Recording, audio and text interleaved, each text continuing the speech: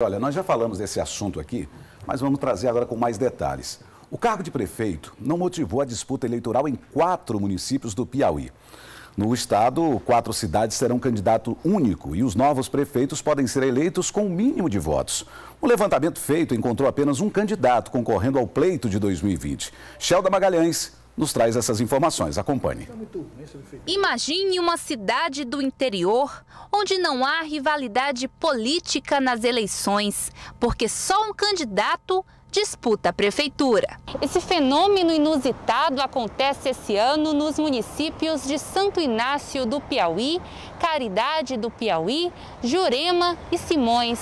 Mas para os especialistas em processos eleitorais, não dar ao povo a possibilidade de escolha de um representante pode ser sinal de prejuízo para a democracia. Os eleitores brasileiros, eles acreditam pouco nas instituições políticas. E quando nós pensamos em democracia, isso é um problema, porque a democracia ela pressupõe a pluralidade. Os eleitores eles precisam comparar os candidatos, os planos de governo, comparar as trajetórias políticas, os grupos políticos. Então, tudo isso serve de base para que o eleitor decida em quem vai votar.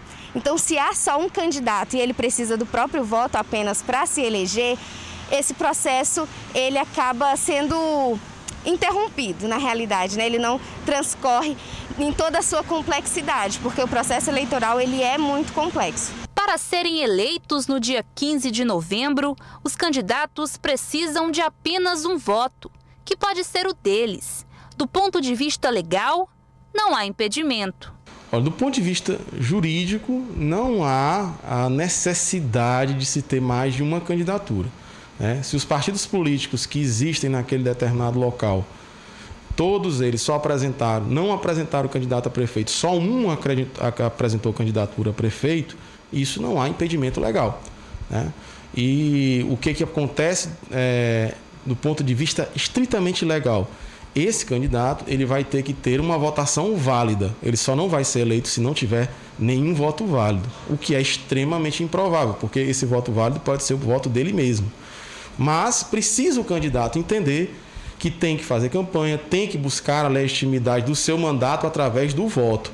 Quanto mais votos ele obtiver, mais legitimidade ele vai ter, menos pressão popular ele vai sofrer durante o exercício do seu mandato. Mais do que isso, a ausência de nomes dispostos a concorrer uma prefeitura revela uma crise de representatividade democrática que o país enfrenta. É preciso trabalhar a conscientização dos eleitores, ressaltar a importância do voto consciente e fomentar a participação para que surjam novos atores políticos nessas localidades, para que haja uma competição política saudável. A competição, a pluralidade, ela é saudável para a democracia. Não há nenhum problema nisso.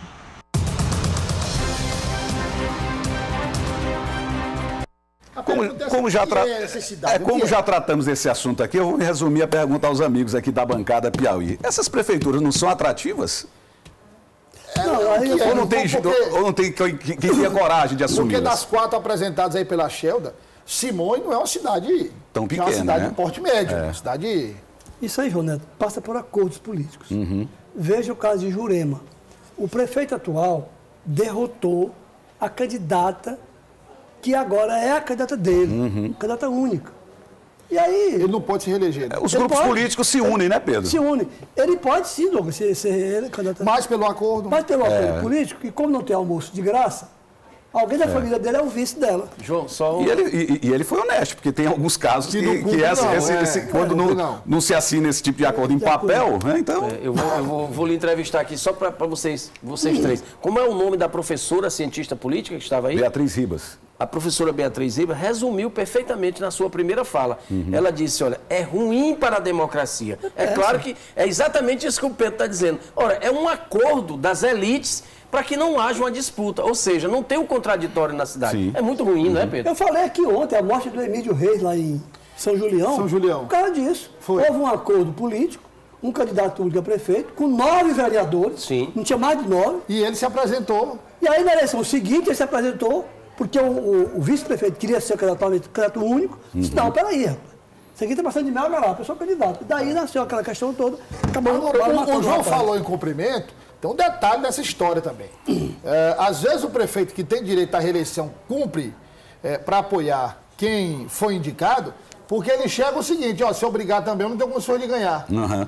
Então, para não perder, é melhor ficar com a metade do que perder o todo. Tem isso também. E tem mais, a pessoa que ela disse aí, a professora Beatriz, é ruim para a democracia. É muito ruim. Porque a pessoa que tem uma candidatura única da cidade, só depende dela. Ele faz o que quer. Basta o voto dele. Ele faz o que quer, né? Como diz o Magalhães, pode brigar até com a mulher no dia da eleição. Não é ninguém, basta o voto dele. Agora um detalhe, nesse município tem uma vantagem.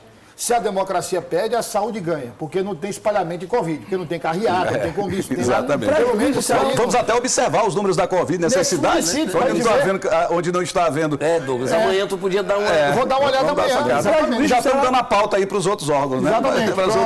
Tá vendo, Amadeu, como é bom assistir aqui? O prejuízo é um prejuízo moral, dependendo do quantos votos ele vai ter. Pois é. Sim. Olha o caso de escorrer, né? Se você tiver um percentual pequeno, por exemplo, por conta de uma revolta da população alvo de gênero, é ruim, a representatividade fica abalada, né? No escorrer, que o cara teve menos votos que os votos brancos.